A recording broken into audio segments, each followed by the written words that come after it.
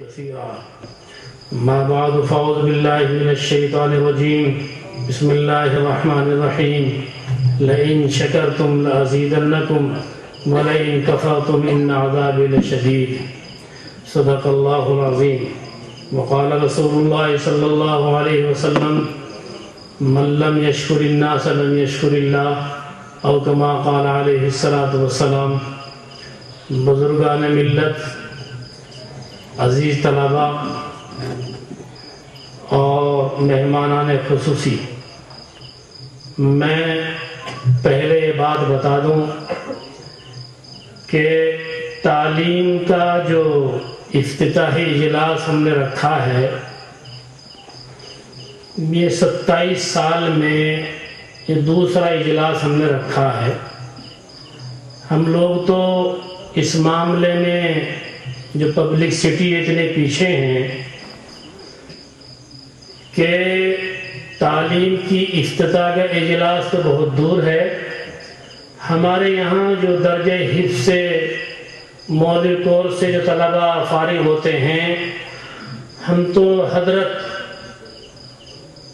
مولانا سید اسد مدنی رحمۃ اللہ علیہ کے دنیا سے چلے جانے کے بعد دستار بندی کا بھی اہتمام نہیں کر رہے ہیں۔ حضرت کے زمانے میں ہمارا یہ معمول تھا کہ حضرت جب تشریف لے آتے تو دستار بندی ہو جاتی، جس سال تشریف نہ لاتے تو دستار بندی تب بھی نہ ہوتی تھی۔ یہی وجہ ہے کہ آج کل جو مادیات کا دور ہے، لوگ حقیقت کو نہیں جانتے۔ پبلک سٹی جتنی ہوتی ہے اتنا ہی وہ آدمی دنیاوی اعتبار سے آگے بڑھ جاتا ہے، مگر اس کی منزل کہاں تک جا کر ختم ہو جاتی ہے وہ وہی جانتے ہیں جو پبلک سٹی کے قائل ہیں۔ میں کبھی پبلک سٹی کا قائل نہیں رہا۔ گزشتہ سال جو گزرا ہے ہمارے ادارے کا وہ ایسا زرین سال ہے کہ اتنی بڑی تعداد میں ایک ہی سال کے اندر اتنے حافظ کبھی ہمارے ہاں نہیں ہوئے۔ 10 ہوتے تھے، 12 ہوتے تھے، 14، 15، 16، 17 تک ہوتے تھے۔ گزشتہ سال ہمارے یہاں 29 طلباء نے درجہ حفظ سے فراغت حاصل کی۔ 29 حافظ اس مدرسے سے فارغ ہوئے، مگر ان کی بھی دستار بندی کا اہتمام ہم نے نہیں کیا۔ جلسے سالانہ کے اندر جب لوگ امتحان سالانہ کے اندر ان کو بٹھا لیتے اور یہ کہتے کہ بھائی یہ دستار بندی ہی سمجھو، اگر آپ نے جو قرآن جامعہ سے حاصل کیا ہے اگر اس کو صحیح طریقے سے تم پہنچا دو، اس کو تم تھوڑے سے پیسوں کے بدلے میں اگر نہ بیچو گے تو انشاءاللہ ثم انشاءاللہ تم دنیا میں سرخ روح ہو جاؤ گے۔ دستار بندی تو کرنا کوئی برا بھی نہیں ہے۔ دارالعلوم دیوبند بھی دستار بندی کا اہتمام نہیں کرتا تھا، اور اب بھی ہر سال تو اہتمام دارالعلوم میں نہیں ہوتا۔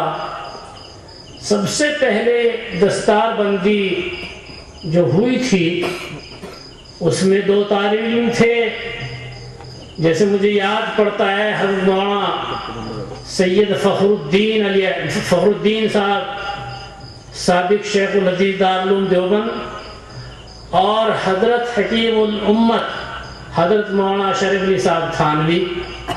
یہ 2 طالب علم فارغ ہوئے تو حضرت شیخ الہند رحمۃ اللہ علیہ نے اہتمام کیا تھا کہ ان کی دستار بندی کی جائے۔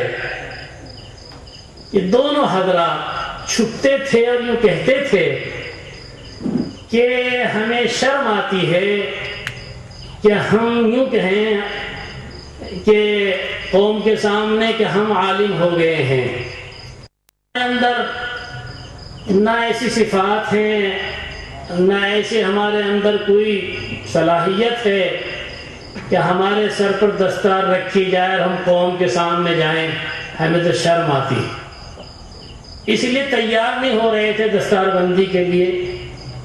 مگر استاد کا اور ان کی اصلاح کے لیے حضرت خواجہ باقی باللہ رحمۃ اللہ علیہ کو اللہ نے پہلے سے تیار کر رکھا تھا۔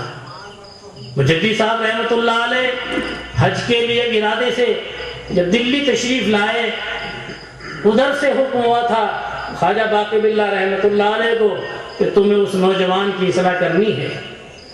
دلی میں جس وقت حضرت خواجہ صاحب پہنچے تو ہزاروں کی تعداد میں، اس زمانے میں لاکھوں کی تعداد حضرت خواجہ باقی باللہ رحمۃ اللہ علیہ سے مسافر کرنے کے لیے تشریف لائے۔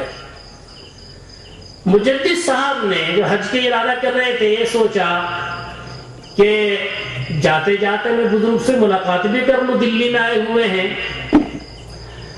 خواجہ باقی باللہ رحمۃ اللہ علیہ سے مسافر کرنے کی غرض سے مجدد صاحب بھی وہاں پہنچ گئے اور خواجہ صاحب خاموشی سے بیٹھے، ہاتھ اس طرح کر رکھے، تکیے پر ہاتھ رکھا ہوا ہے، کیونکہ 2 4 10 20 آدمیوں سے مسافر نہیں کرنا تھا، ہزاروں آدمیوں سے مسافر کرنا تھا۔ لوگ ترتیب سے مسافر کر رہے تھے، حضرت نے آنکھ بند کر رکھی تھی، مسافر ہو رہا تھا۔ آنکھ بند کرتے کرتے جس وقت مجدد الفسانی رحمت اللہ علیہ نوجوان نے مسافر کیا تو وہیں ہاتھ دبا لیے، آنکھ کھولی اور یوں کہا کہ بس تیری مجھے تلاش تھی، چلیے مسافر کا سلسلہ ختم کیا اور مجدد صاحب رحمت اللہ علیہ کو لے کر جو اس زمانے میں نوجوان تھے ایک طرف بیٹھے اور توجہ ڈالی، فرمایا کہ مجھے حکم ہوا ہے کہ میں تمہاری اصلاح کروں۔ مگر جس وقت خواجہ صاحب نے حضرت مجدد صاحب رحمت اللہ علیہ شیخ احمد سرہندی نوجوان کی طرف توجہ کی تو کچھ دیر تو قلبی جو